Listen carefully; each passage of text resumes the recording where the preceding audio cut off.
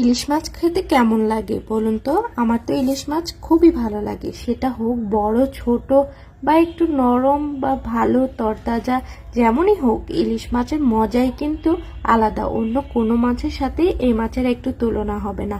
আসসালামু আলাইকুম বন্ধুরা, কেমন আছেন? আশা করি সবাই ভালো আছেন। আল্লাহর অশেষ রহমতে আমিও কিন্তু ভালো আছি। তো যেটা বলছিলাম, ইলিশ মাছ কিন্তু আমার খুবই পছন্দ। তবে যদিও একটু কাটা, বেছে খেতে একটুই কষ্ট লাগে, কিন্তু কষ্ট হলেও খেতে কিন্তু খুব ভালো। ঠিক ফেসবুকের সেটআপের মতন। ফেসবুকের সেটআপটাও কিন্তু যদিও পেতে কষ্ট, কিন্তু পেলে কিন্তু খুবই ভালো লাগে, যেমন আর্নিং হয় সেজন্য। সেরকম ঠিক ইলিশ মাছটাও যেটা বলছিলাম, ফেসবুকের আর্নিংটা তো এখন সোনার হরিণের মতন হয়ে গেছে। আসলে যার ভাগ্য ভালো সে পাবে, যার ভাগ্য ভালো নয় সে পাবে না।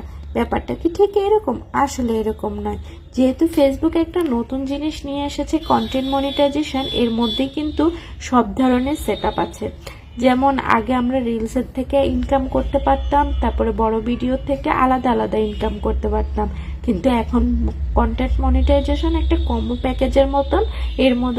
এর মধ্যে ছবি, তারপরে পোস্ট, বড় ভিডিও, রিলস সব কিছু মিলেই কিন্তু এর আর্নিংটা হবে।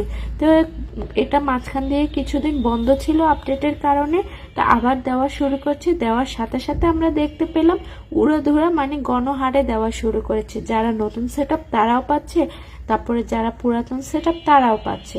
এখন কথা হলো, মাঝখান থেকে যারা পায়নি তাদের মনটা ভীষণ খারাপ হয়ে গেছে, আমার মতন। যেমন আমারও মনে হলো, আমার পেজে তো ছবি, পোস্ট, রিলস, বড় ভিডিও সবই আমি দিচ্ছি, কিন্তু কেন পাচ্ছি না? নিশ্চয় আমার ভাগ্যটা খুবই খারাপ, সেজন্য ফেসবুক আমাকে দিল না। এমন আমার পেজের মতন অনেকেরই পেজ আছে যারা সেটআপটা পায়নি, এমনকি পুরাতন অনেক পেজও আছে যারা অনেকদিন কাজ করেও সেটআপটা পায়নি। তাদেরও কিন্তু ভীষণ মন খারাপ, কিন্তু মন খারাপ হওয়ার কোনো কারণ নেই।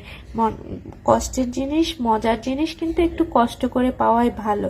একটা কথা ভাবুন তো, যারা নতুন পেজ কিন্তু সেটা পেয়েছে, তারা কিন্তু আপডেটের কারণে বা ফেসবুকের হয়তো কোনো একটা অ্যালগোরিদমে কোনো একটা সমস্যার কারণে পেয়ে গেছে, পরে আবার কিন্তু অনেকেরই এখন শোনা যাচ্ছে সেটআপটা তুলে নিচ্ছে, অনেকেরই ইস্যু দিচ্ছে। যদি সেটআপ আসার পরে আবার এইসব সমস্যা হয়, তাহলে তো আরো কষ্ট বেশি। একটা জিনিস পেলাম না এক কষ্ট, কিন্তু পেয়ে হারানোর কষ্টটা কিন্তু এর চেয়েও দ্বিগুণ। তাই আমি একটা কথা সবাইকে বলতে পারি, যারা পাননি তারা মন খারাপ না করে নিয়মিত কাজ করে যান। আপনার পেজটা যখন এলিজেবল হবে, যখন ফেসবুক তাদের ক্রাইটেরিয়া অনুযায়ী মানে উপযুক্ত মনে করবে, তখন ঠিক তারা সেটআপটা দিয়ে দিবে। তাই এটার জন্য মন খারাপ না করে নিয়মিত কাজ করে যান আর ধৈর্য ধরুন। আর বাকিটা তো ভাগ্যের ব্যাপার আছেই। তো কথা বলতে বলতে আমার রান্নাটা ঠিক শেষ পর্যায়ে। তো ভিডিওটি কেমন লাগলো অবশ্যই কমেন্ট করে জানাবেন। যদি ভালো লাগে লাইক, কমেন্ট, শেয়ার করতে একদম ভুলবেন না। আজকে এই পর্যন্তই। আল্লাহ হাফেজ।